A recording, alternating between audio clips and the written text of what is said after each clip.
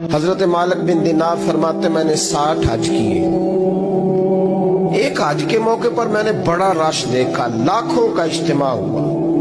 میری باتوں کی سمجھ تو آ رہی ہے نا اب دوستوں؟ جو نہیں بول رہے انہیں بھی آ رہی ہے نا؟ اللہ جزا دے. کہتے لاکھوں کا مجمع تھا تو میرے دل میں خیال آیا, میں نے کہا اے اللہ, اتنے لوگ آئے ہیں, ان کا حج قبول بھی ہوا ہے کہ نہیں؟ فرماتے ہیں میں سوچ رہا تھا تو رات کو نا خواب میں نے کسی کہنے والے کو کہتے ہوئے سنا کہ سب کا قبول ہو گیا ہے. بلخ کا رہنے والا محمد بن ہارون بلخی ہے, اس کا حج قبول نہیں.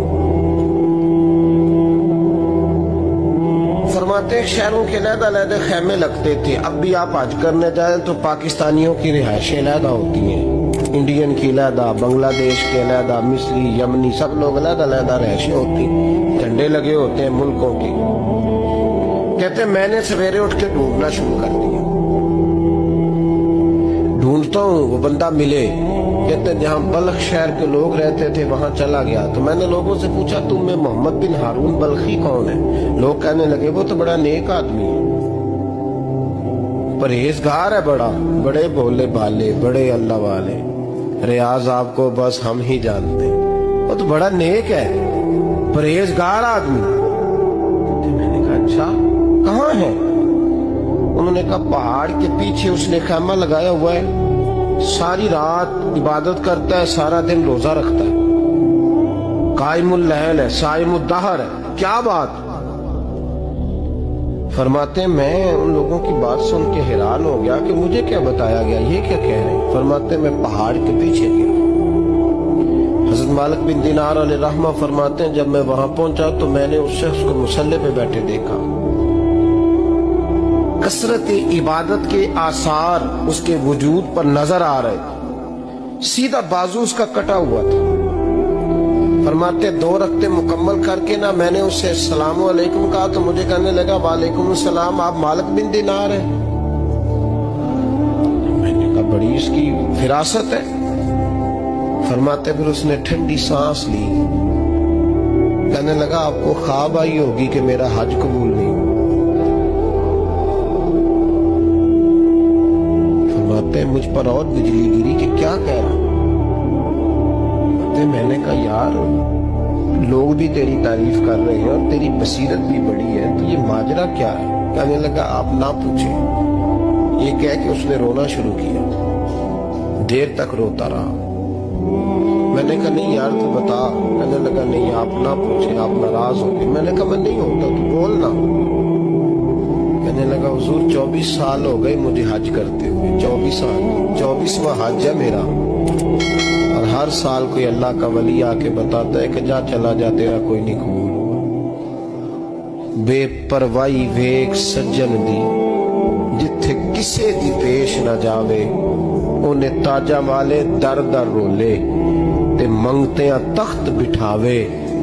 آزم کسے نو کارا ملدا ہی کوئی کعبے و خالی آوے. کہتے ہیں اس نے مجھے کہا حضور 24واں حج ہے, ہر سال کوئی بتاتا ہے. میں نے کہا تیری غلطی. کہنے لگا میں اپنی ماں کا نافرمان. میں نے کہا واقعہ کیا ہوا؟ کہنے لگا حضرت اللہ نے مجھے دولت دی, مال دیا, زمینیں دی تو میں عیاش ہو گیا. امام مالک بن دینار رحمت اللہ علیہ فرماتے ہیں مجھ سے کہنے لگا پیسے آئے تو میں عیاش ہو گیا. رمضان کا مہینہ تھا, عصر کے بعد میری اماں افطاری کی تیاری کر رہی تھی, میں گیا, میں نے کہا شراب پی ہوئی, اماں روٹی دے. اماں کہنے لگی شرم کر, شرم کر, روزہ رکھا نہیں تو جنہوں نے رکھا ہے ان کا تو خیال کر. کہتے اماں کی بات کا مجھے غصہ لگا. میں کہا کرتا ہوں بد نصیب ہے وہ بیٹا جس کا باپ اس سے بات کرتے ہوئے ڈرتا ہے کہ پتہ نہیں کہاں سے بولے گا. بد نصیب نہیں وہ بیٹا جس کی ماں اس سے بات کرتے ہوئے سہم جاتی ہے کہ پتہ نہیں کون سی بولی بولے گا. بد نصیب نہیں کہ ماں باپ بھی جس سے کھول کے بات نہ کر سکے. حضرت مالک بن دینار سے کہنے لگا اماں نے جب کہا نا شرم کر تو مجھے غصہ آیا, میں نے ماں کو تھپڑ مارا اور میری ماں جلتے ہوئے تندور میں گری. लोगों ने मुझे पकड़ के अंदर बंद कर दिया कमरे में। सारी रात मैं शोर सुनता रहा पर नशे में धोत रहा। सवेरे आंख खुली तो मेरी बीवी बैग बांध रही थी। मैंने कहा कहाँ जा रही हो? कहने लगी जो माँ का नहीं बना मेरा कैसे बनेगा। तो मैंने कहा मेरी अम्मा का वो तो लोगों ने रात को ही दफन कर दी जनाजा पढ़ के। तड़प के कहने लगा मुझे क्यों नहीं बताया? तो कहते हैं लोग कहने लगे तेरी मरती हुई माँ कह गई थी इसे मेरा मुंह ना देखने देना। मेरे जनाजे के करीब ना आए। हजरत मालिक बिन दिनार फरमाते हैं जब उसने ये बात सुनाई तो मैंने भी उसके मुंह पे थप्पड़ मारा। मैंने कहा तो इसी काबिल है। कहते हैं वो रोने लगा, हुजूर दुआ करे अल्लाह मुझसे राजी हो जाए। कहने लगा जब माँ की इंतकाल की खबर मिली तो मैंने कुल्हाड़ी लेके वो हाथ काट दिया जिससे माँ को मारा था। मैंने सारी जायदादें खिरात कर दी। 24 साल हो गए, 24 साल। सारी रात नमाज पढ़ता हूँ, रोजा रखता हूँ, हज करता हूँ, पर हर साल कोई आके कहता जा दौड़ जा तेरा कोई नहीं कबूल हुआ। हुजूर दुआ करे मालिक राजी हो जाए। फरमाते मैं थप्पड़ मार के आ गया। मैंने कहा तुझसे राजी हो जाए इतने जालिम से? इमाम मालिक फरमाते रात को आके सोया तो मुझे ख्वाब में रसूल पाक का दीदार हुआ। तो नबी पाक अलैहिस्सलाम ने फरमाया मालिक तू उसे मायूस क्यों कर आया है? अल्लाह तो बड़ा मेहरबान है। कहा हुजूर माँ के नाफरमान को माफी कैसे मिलेगी? तो इमाम मालिक फरमाने लगे नबी करीम ने फरमाया जा उसे जाके बता दे तुझे कयामत में तेरी माँ की वजह से बख्श दिया जाएगा। कहा हुजूर अम्मा की वजह से किस तरह?